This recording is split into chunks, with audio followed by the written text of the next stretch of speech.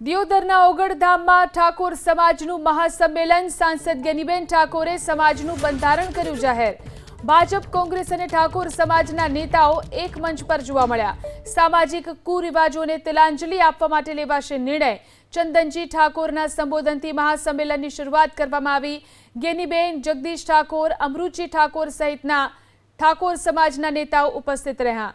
ઋષિ ભારતી બાપુ પણ આ મહાસંમેલનમાં ઉપસ્થિત રહ્યા।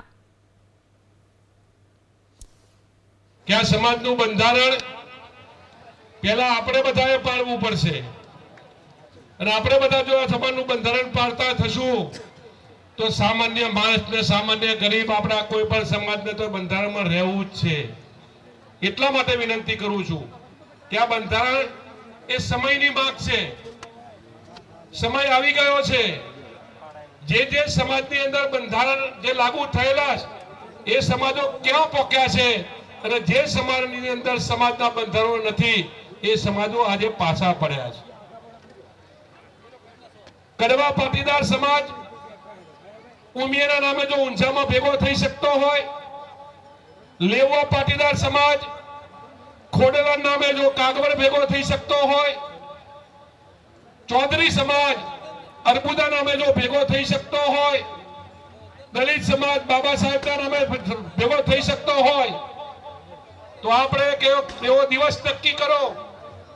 આવનારી જે 4મી તારીખ નક્કી થઈ છે તો દર 4મી તારીખે ભેગા મળી સમાજના બંધારણની ચિંતા કરીએ અને ઠાકોર સમાજની ચિંતા કરીએ। એવો એક પણ દિવસ તમે નક્કી કરો। આજે ઠાકોર સમાજની અંદર જે કુરિવાજો છે, અંધશ્રદ્ધા છે અને જે ખોટા ખર્ચાઓ થતા હતા એને નિર્ણય લેવા માટે આસ્થાના અમારા કેન્દ્રની અંદર ઓગળજીનાથ ખાતે અમે 3 જિલ્લાના ઠાકોર સમાજના લોકો સાથે, આગેવાનો સાથે મળી અને એક ઐતિહાસિક નિર્ણય સમાજ આર્થિક રીતે સદ્ધર થાય, સમાજ કુરિવાજોમાંથી દૂર થાય એના માટે મોટો નિર્ણય લેવાના છીએ। એક ઐતિહાસિક નિર્ણય સાથે સમાજની પ્રગતિ થાય અને હું તો એટલું કહું છું કે તમામ સમાજ આ રીતે જે ખોટા ખર્ચાઓ છે એ ખર્ચાઓ દૂર કરી અને સમાજની પ્રગતિ કરે। એ જ આ ઠાકોર સમાજને એક ઐતિહાસિક નિર્ણય લેવા માટે કે ઠાકોર સમાજ કઈ રીતે પ્રગતિ કરે। અમારો સમાજ ખૂબ ગરીબ છે, અમારો સમાજ આર્થિક રીતે પણ તૂટેલો છે અને આ સમાજ એક નવી દિશામાં ખોટા ખર્ચાઓ મુક્ત બને એના માટે સંમેલન છે। કોઈ રાજકીય સંમેલન નથી, કોઈ શક્તિનું સંમેલન નથી, પણ તમામે તમામ લોકો સાથે મળી, કોઈ પક્ષપાત નથી, વિના પક્ષપાતે સૌ ઠાકોર સમાજને આગળ લાવવાને, સમાજ શિક્ષણ તરફ વળે, સમાજ વ્યસન મુક્ત થાય એના માટે જ આ કાર્ય છે।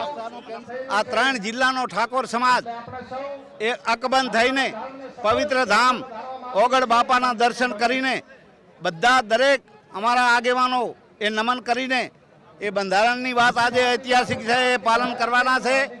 આજે એક ઐતિહાસિક દિવસ છે કારણ કે તમે આપ જુઓ છો, આપ સાક્ષી છો કે ચારે બાજુના રસ્તા બ્લોક થઈ ગયા છે।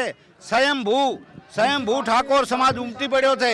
કેમ કે એ બંધારણ બનવાનું છે એ ઘણા દિવસોથી વાગોડવામાં આવ્યું, ચર્ચામાં આવ્યું, બધાને પૂછવામાં આવ્યું અને ચર્ચાના અંતે એ જે 16 મુદ્દા નક્કી કર્યા છે એને ચુસ્તપણે ઠાકોર સમાજ એ પાલન કરવાનો છે। એનું ખૂબ જ એને એ પાલન કરી અને એને અમલમાં મૂકી અને સમાજને ઉપયોગી થવાનું છે। યુવાનોને સાથે સાથે વ્યસન મુક્ત રહી અને એમની આગળ પણ એ યુવાની ખૂબ જ સમાજ માટે ઉપયોગી થાય એવી શુભકામનાઓ અને બાપા ઓગળ બાપાના અને સદારામ બાપાના આશીર્વાદ। બોલો સદારામ બાપાની જય। તો અલ્પેશ ઠાકોર પણ આ મહાસંમેલનમાં પહોંચ્યા। પાટણ ભાજપના સાંસદ પણ આ સંમેલનમાં હાજર। બળદેવજી ઠાકોર પણ આ મહાસંમેલનમાં હાજર। ઠાકોર સમાજનું આ મોટું મહાસંમેલન, દિયોદર ઓગળધામ ઠાકોર સમાજનું આ મહાસંમેલન યોજાયું।